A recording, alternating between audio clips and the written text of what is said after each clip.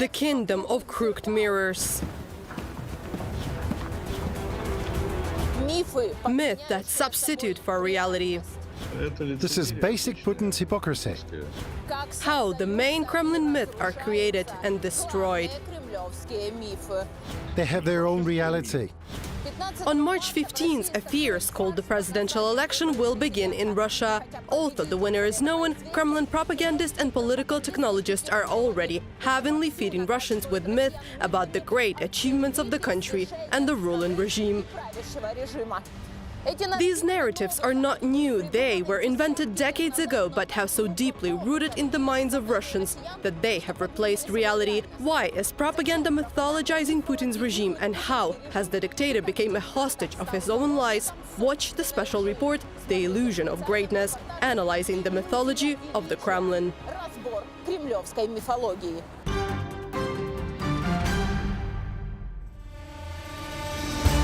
I believe that this is the only president of ours who has put Russia back on its feet. Vladimir Vladimirovich, for today, the perspective is life. He put Russia back on its feet.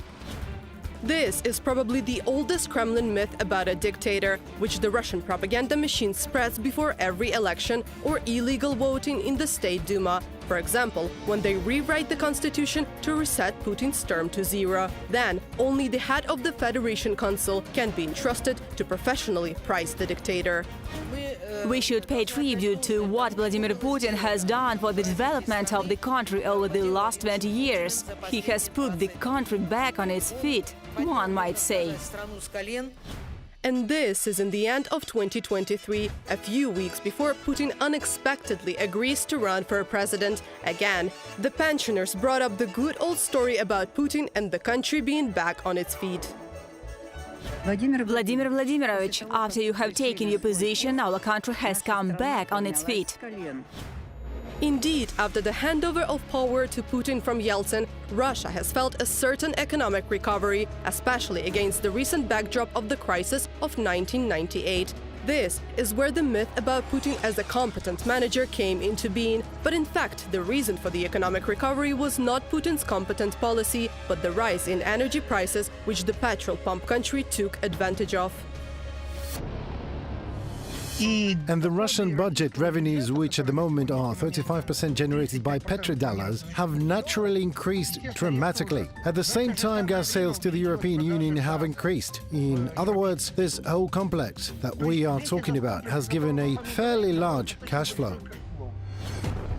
Food prices stopped rising, the rate in currency exchangers stabilized, and for the population, which was still trembling from the word default, this was a sign of prosperity. All that remains for the propagandists to do was to price Putin in their TV shows, and the myth was cemented in the minds of the masses.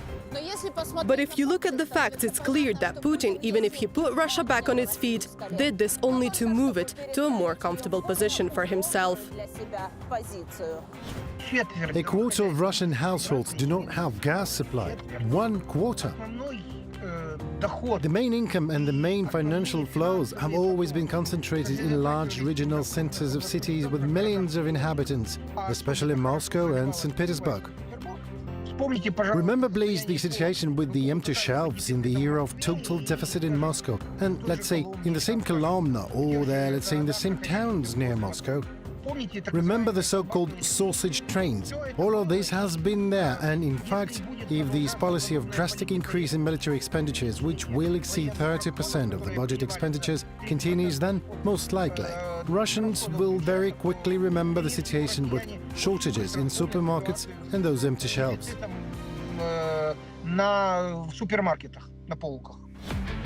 And some of the Russian regions are already feeling the return to the hungry 90s.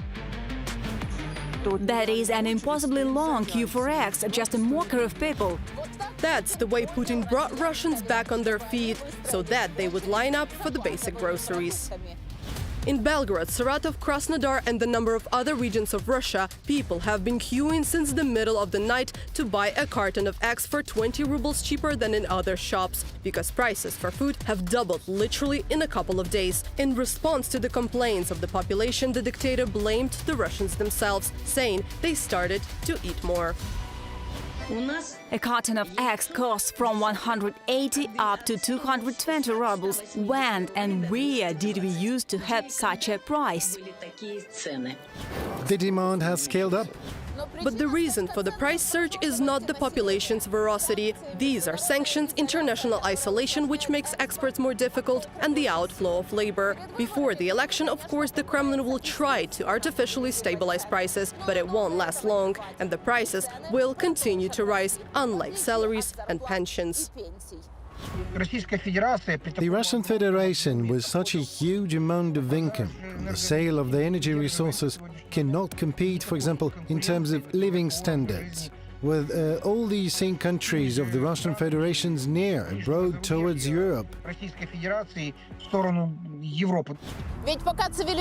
Because while civilized countries are investing energy revenues in education, science and healthcare, the Kremlin is cutting down on these budget categories to continue funding war and propaganda, which will proceed to make new myth about Putin. I respect him because there is stability. I remember the 90s when there was a mess. This is how Russians repeat another propaganda myth about Putin as a strong manager. Once again, we hear the story about the unstable 90s. The Kremlin political technologists used this foundation to the fullest. Everything started like this.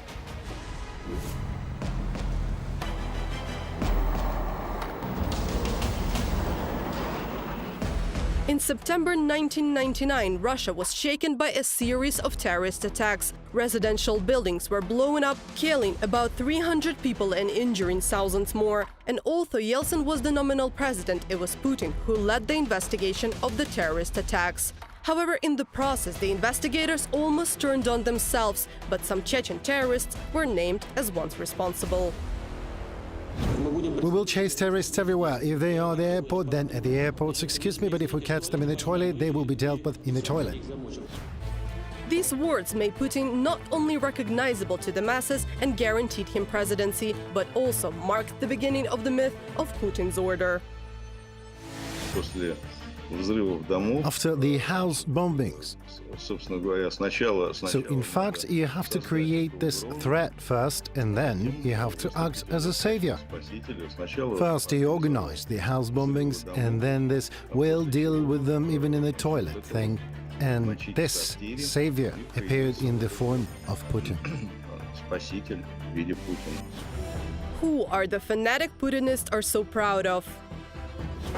I think that we still have this stability compared to what it was like earlier, compared with that time. I'm sure that now we have much more stability than we used to. I think if it wasn't for Putin, there would be a complete chaos in Russia a long time ago. In the 1963, the movie The Kingdom of Crooked Mirrors was released, about a fairy tale world where the power is usurped by a group of greedy rich people. By their order, all mirrors made by the state were crooked. Looking into them, young people seemed old, beautiful, ugly, and hungry and exhausted become blooming and well-fed. Who would have thought that in Putin's Russia, the fairy tale story will become reality? Dictatorship will be regarded as stability, and repression against the unwanted will be regarded as bringing order to the country and consolidating society. Actually, there was no consolidation of society. The opposition was cleansed, also physically. It happened also due to fear, without any consolidation of society. There was no unified value basis on which society would be united.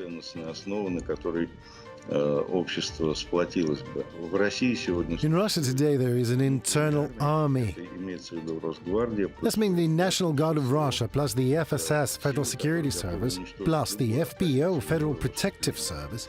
These are forces that are ready to destroy any opposition, any performance. So people just understand perfectly well that a word spoken against the government means a long prison sentence. That's all. So there is no consolidation. There is fear. The former KGB officer simply replaced the helplessness of the state of the 90s with absolute authority, and his entourage presented it as stability and consolidation of society, while creating yet another myth that the country needs a powerful leader. Why is there a heavy hand in a severe ruler? Because in authoritarian society, soft democratic one cannot rule, there is no demand. everyone must be frightened and respect. Basically, in Russia there is a patriarchal hierarchical society. It's built that way. Putin is riding a horse, Putin is fishing, Putin is diving, Putin is sailing. The propagandist went out of the way to mold a short ex-KGB officer into masculine image. After all, in the mid-90s when Putin was Yeltsin's go-to guy, he did not exactly look like a strong leader, neither in his actions nor in his rhetoric. And I sometimes think that if you put a rigid order with a hard hand, then all of us will live better, more comfortable and safer. In fact, this comfort will disappear very quickly, because this hard hand will begin to choke us very quickly. This is Putin of the 1996 format. He denies the possibility of dictatorship in Russia and plays democracy. However, in just 20 years, he will have forgotten his beliefs. Did I say that? Yes, you said this in 1996. I'm not feeling it now. No choking? No.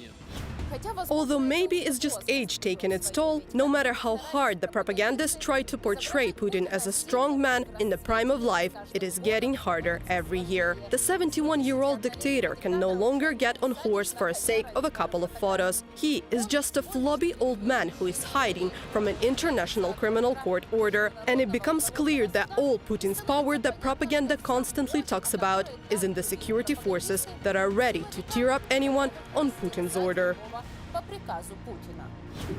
In general, any myth will be easy for you to support if you have complete control over the media.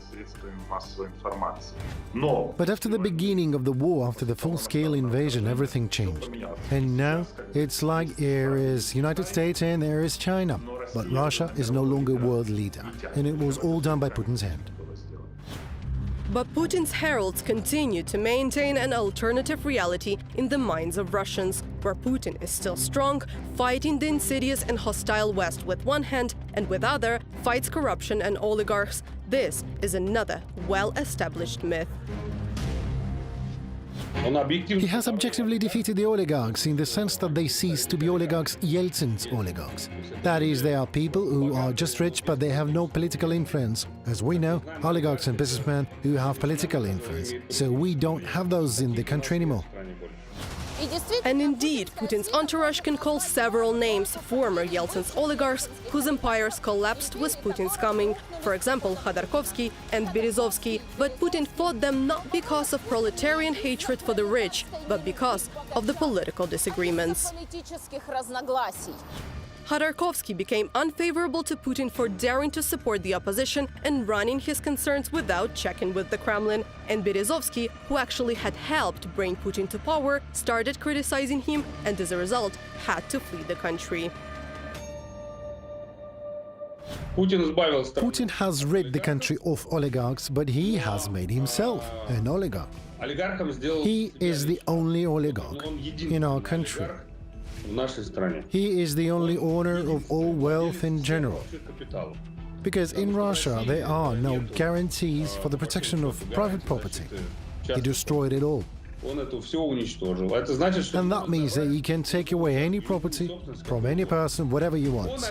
He is an oligarch, the only oligarch. It's just all his assets are registered to different friends.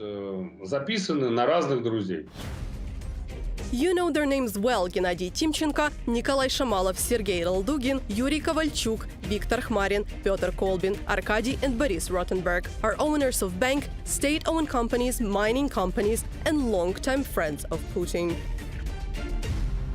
There is only one oligarch in Russia, Putin, and his buddies who simply hold the Commonwealth. There is no other businessman who has political influence in Russia. So there you go, and that will be probably the correct diagnosis of what's going on. And what is happening, or rather happened a long time ago, is a simple redistribution of Russia among Putin's friends in return for their loyalty. They financed the construction of Putin's palace in Gelendzhik, they bought Putin yachts, they run media holdings whose main task is to convince the population every day that there can be no better president than Putin in Russia. And this is the main Kremlin myth. I'm a fan of his, I like him so much. I think there are no more worthy candidates. He has no alternative. I'm for Putin only because I don't see any other alternative.